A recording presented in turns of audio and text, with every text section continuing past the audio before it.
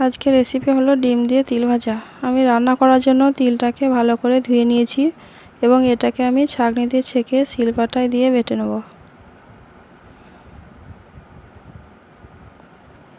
তিলটা আমার বাটা হয়ে গেছে।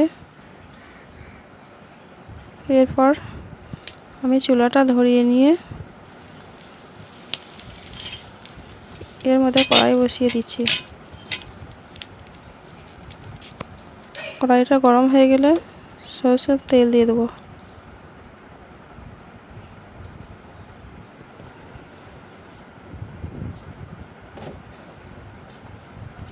তেল গরম হলে পেঁয়াজ কুচি দিয়ে দেবো।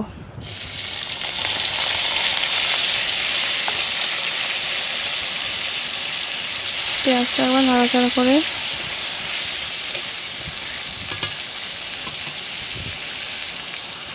এর মধ্যে আমি লঙ্কা কুচি দিয়ে দিচ্ছি।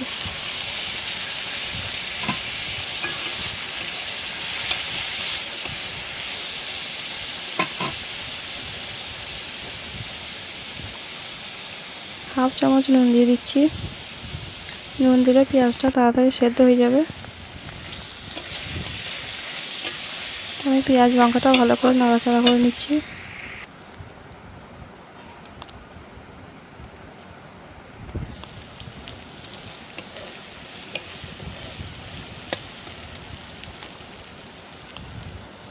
পেঁয়াজটা লাল করে ভাজা হলে এর মধ্যে আমি তিল বাটাটা দিয়ে দেবো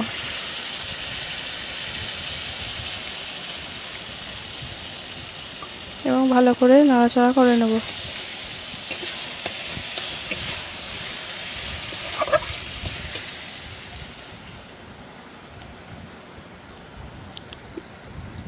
কিছুক্ষণ নাড়াচাড়ার পর আমি পানি দিয়ে দিচ্ছি।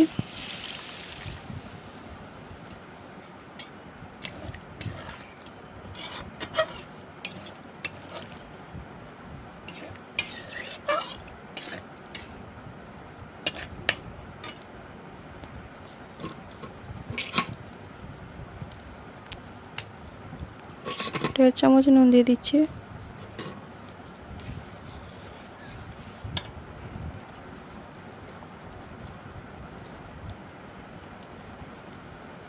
হাফ চামচ লঙ্কা গুঁড়ো দিয়ে দিচ্ছি।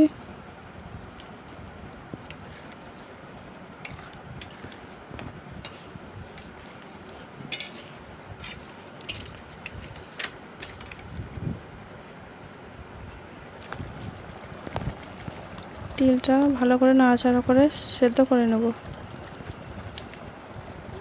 দেখুন আমার তিলটা পেঁয়াজটা সেদ্ধ হয়ে গেছে এবং তেল ছেড়ে দিচ্ছে।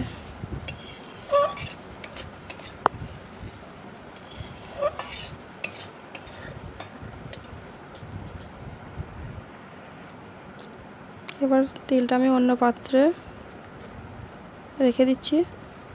কড়াইটা আবার ভালো করে ধুয়ে চাপিয়ে দিচ্ছি। কড়াইয়ে তেল দিয়ে দিচ্ছি।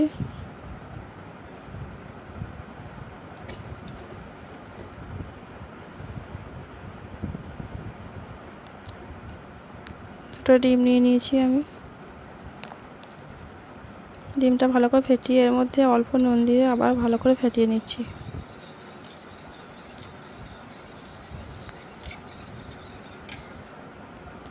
আমার তেলটা আগে থেকে গরম আছে। এরপর আমি ফেটানো ডিমটা তেলের মধ্যে দিয়ে দিলাম।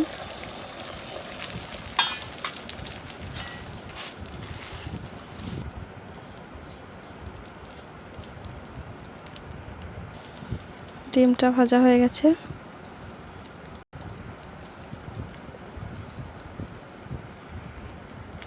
এরপর আমি এটা পিস করে কেটে নেব।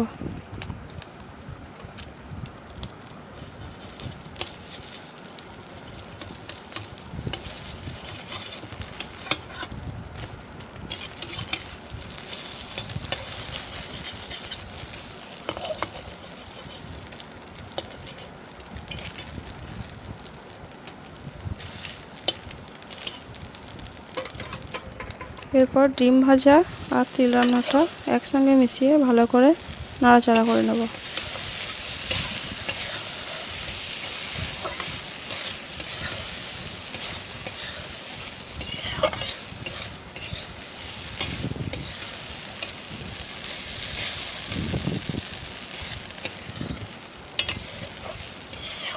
এরপর আমার রান্নাটা খাবার জন্য তৈরি।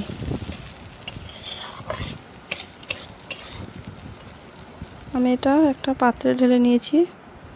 আমার এই রান্নাটা কেমন লাগলো প্লিজ একটু কমেন্ট করে জানাবেন।